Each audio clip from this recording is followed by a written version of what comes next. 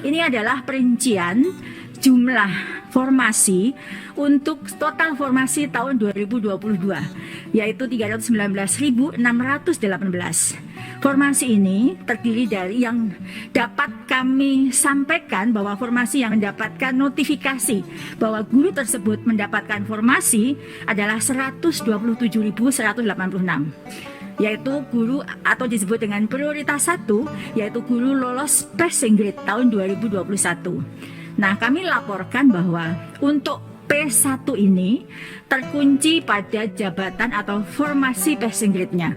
Artinya jika tahun ini belum mendapatkan formasi, passing grade itu masih di bawah sampai tahun depan hingga yang bersangkutan mendapatkan formasi pada jabatan yang dilamar tahun 2021. Ini kami sampaikan karena banyak guru yang mempunyai persepsi berbeda terkait dengan hal ini. Jika tahun ini dia tidak mendapatkan formasi, maka PG-nya hilang. Ini kami laporkan kembali. Jika pemerintah daerah mengusulkan formasi kurang dari kebutuhan, maka P1 tersebut tidak akan mendapatkan formasi seperti yang kami laporkan, dan jumlahnya cukup besar. Kemudian ada P1 yang tidak mendapatkan penempatan karena memang terdapat kelebihan mata pelajaran di daerah tersebut. Maka yang dari 193.000, 127.000-nya yang sudah aman untuk mendapatkan formasi. Lalu formasi tahun 2022 ini ada 3.184 formasi untuk P2. P2 itu adalah guru THK 2, guru honorer di sekolah negeri yang lebih dari 3 tahun, yang mana akan dilakukan melalui seleksi observasi dan verifikasi. Dan 127.232 untuk formasi untuk P3 atau guru honorer yang ada di sekolah negeri lebih dari 3 tahun.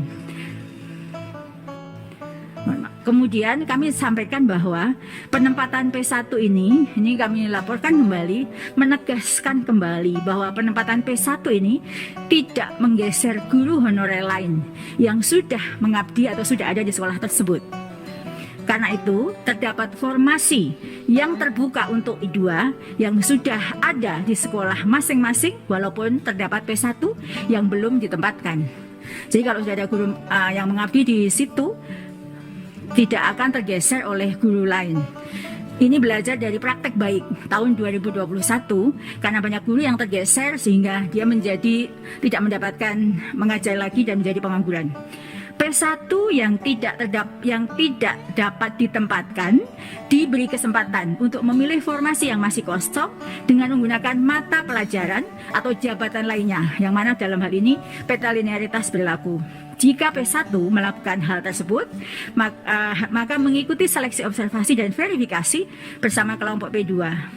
P1 tetap diprioritaskan dibandingkan dengan P2. Bapak Ibu yang saya hormati, kami laporkan bahwa ada 62.016 untuk formasi untuk pelamar umum. Jadi mohon maaf ya kesalahan penyebutannya, pelamar umum, yang mana formasi untuk pelamar umum hanya formasi kosong. Jadi kami menyampaikan ini untuk menjawab pertanyaan mengapa ada P umum sementara P1 belum ditempatkan.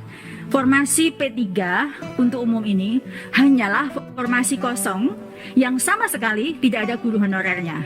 Formasi ini bukan formasi yang sama dengan formasi P1. Jadi misalnya ada guru P1 yang masih tersedia dengan mata pelajaran itu, maka formasi umum tentu tidak dibuka. Yang mana ini mata pelajaran ada di pelamar umum ini berbeda dengan P1.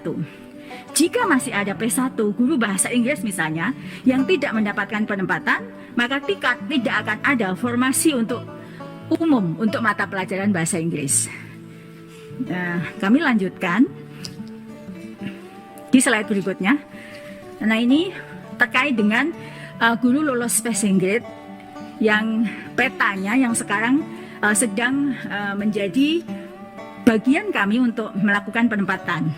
Dari 193.954 pelamar P1, kami laporkan bahwa 87,2%-nya guru lulus passing grade tersebut bisa mendapatkan formasi ASN P3K tahun 2022.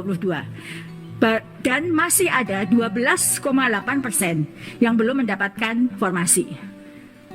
87,2% ini adalah di angka yang berwarna hijau, 127.186 yang sudah mendapatkan notifikasi mendapatkan formasi, dan di 11.349 yang tersedia formasi jika guru tersebut melamar menggunakan jabatan lainnya. Jadi masih ada, alhamdulillah sudah 87,2% yang sudah mendapatkan formasi. Dan yang sisanya tersebut kami laporkan bahwa 41.000-nya adalah sebenarnya ada kebutuhan, namun belum dibuka formasinya oleh Pemda terkait. Dan 13.527-nya adalah memang tidak tersedia formasi karena mata pelajaran yang dimiliki oleh guru tersebut memang berlebih.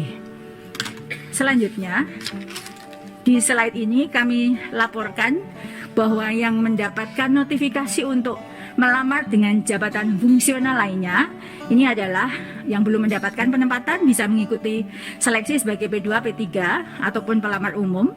Yang pelamar umum ini adalah guru honorer swasta yang lolos passing grade. Jika mereka turun prioritas, maka bisa mengikuti sebagai peserta pelamar umum. Ilustrasinya adalah sebagaimana yang ada di layar, bahwa guru P1 itu sebenarnya dia adalah guru SD. Karena tahun 2021 tidak ada formasi untuk guru kelas SD, guru tersebut melamar sebagai guru SMP matematika misalnya, atau guru SMP IPA. Pada notifikasi yang bersangkutan diberikan pilihan apakah ingin tetap sebagai P1-nya yaitu guru IPA SMP, ataukah dia memilih menggunakan jabatan lainnya untuk bisa mengikuti seleksi saat ini yang jumlahnya lebih dari 11.000. Jika dia setuju tetap pada P1-nya guru IPA, maka dia akan tetap sebagai guru honorer di tempat tugasnya saat ini hingga sampai dibuka formasi berikutnya. Jika dia memilih untuk mengikuti turun prioritas istilahnya, sebenarnya mengikuti seleksi untuk P2 maupun P3, maka dia bisa kembali mengikuti penilaian kesesuaian, dan yang bersangkutan bisa memilih sebagai guru kelas SD sebagaimana jabatan yang dimilikinya. Demikian Pak Menteri, tugas yang diberikan saya untuk melaporkan seleksi ASN P3K yang sedang terjadi. Terima kasih waktu dan kesempatannya.